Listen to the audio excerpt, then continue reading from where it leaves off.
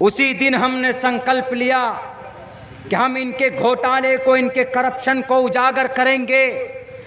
हमने पूरे पंचायत के आरटीआई के वेबसाइट में जाकर हमने वहां से पूरे उस वेबसाइट से प्रोसेस में जाकर हमने पूरे पंचायत का 2600 पेज हमने निकाला।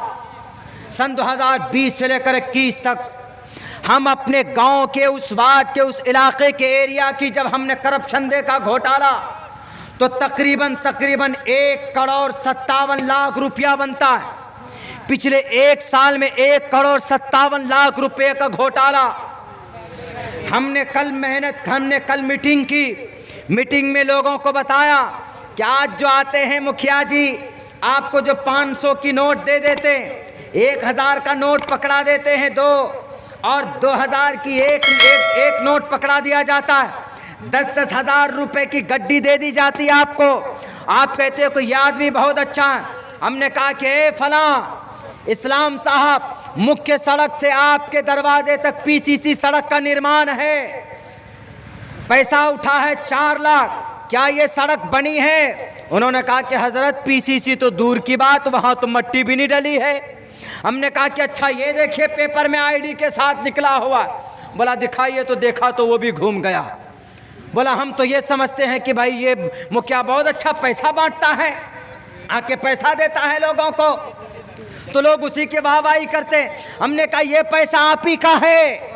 आपके मुख्य सड़क से आपके घर तक 4 लाख रुपए उठे। अगर आपको 50,000 बांट देगा पूरे 5 साल में, तो आप तो उसी की तस्बीह पढ़ोगे ना। लेकिन 4 लाख आप ही का लेकर आप ही का जड़ मार कर रख दिया है आपका ये मुखिया, जिनको आप अपना गुरु मानते हो। मेरे भाइयों, तो कल से ये लोग मेरे पीछे पड़े। कभी फेसबुक पे डालते कि मौलाना अब्दुल्ला ऐसे, कभी व्हाट्सएप पे डालते कि मौलाना अब्दुल्ला ऐसे। हमने कहा कि हमको हक की आवाज़ बुलंद करने के लिए हमको किसी तंजीम की ज़रूरत नहीं है, हमको किसी पार्टी की ज़रूरत नहीं है। अल्लाह ने ज़ुबान में ताकत दी है। मेरे जिस्म में खून का आखिरी क़तरा जब तक रहेगा, मैं हक की आवाज़ बुलंद करता रहूँगा। मैं तुम जैसे नेताओं से, मैं तुम जैसे तानाशाह से डरने वाला नहीं हूँ। लगाओ इल्ज़ाम जितने लगाना हो लगाओ, लेकिन अल्लाह अगर किसी को इज्जत देने पे आ जाए, वह तो इज्जु मन तशा वह तो जिल्लु मन तशा, तुम बाल बाका नहीं कर सकते।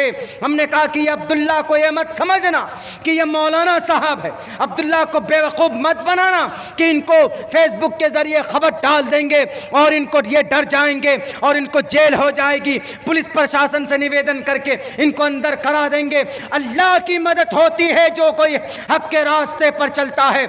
हमने पूरे 2600 पेज लोगों के सामने रखा कि पिछले 1 साल में 1,57,00,000 का घोटाला आपका हुआ है।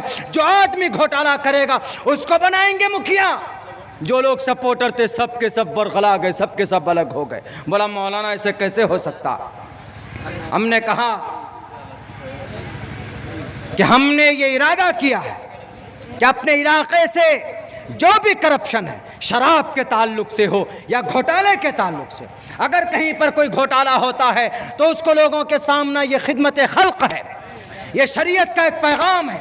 मन रआ मिनकुम मुनकरन फल्युगय्यिरहु बियदिही। अगर कहीं पर बुराई होती है तो उस चीज़ को हाथ से रोकिए। क्या इस ज़मरे में नहीं आता? ये आता है। हम लोगों ने तो सिर्फ चुनाव को, सियासत को दीन से अलग कर दिया है। नहीं, सियासत तो असल के एतबार से दीन का ही हिस्सा था, लेकिन कुछ शराबी लोग बैठ गए और अच्छे लोगों को घेर घार करके परेशान करने की कोशिश करते। इसीलिए मैं कहता हूँ मेरे भाइयों, क्या आप अपने बच्चों को अगर दोनों तालीम देंगे तो आपका बच्चा कहीं पर भी फेल्योर नहीं होगा।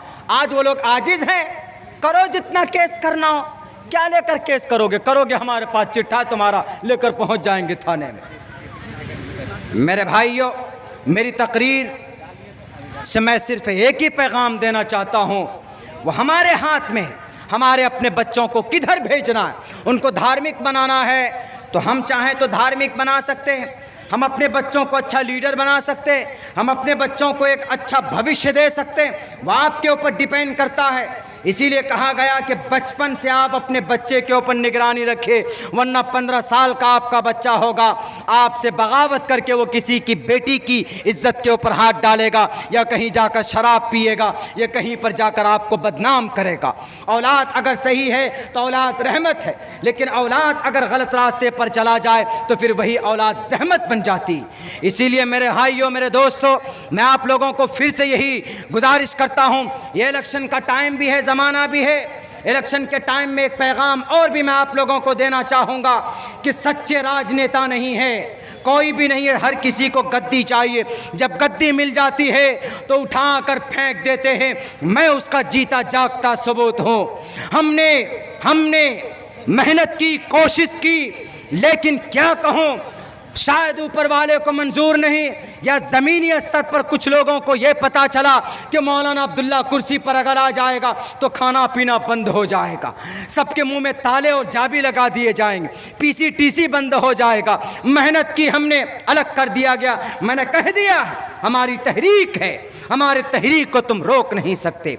हमें तुम्हारी तंजीम की, तुम्हारी जमात की ज़रूरत नहीं है, बल्कि जमात हमसे है, अवाम से जमात है, अवाम से तंजीम है। अगर हम मजबूत हैं तो हमसे कोई भी तंजीम बन सकती, हमसे कोई भी पार्टी बन सकती, हम किसी को भी लीडर बना सकते हैं। हमें अवाम की सपोर्ट की ज़रूरत है। हमने लोगों से ये बात कही।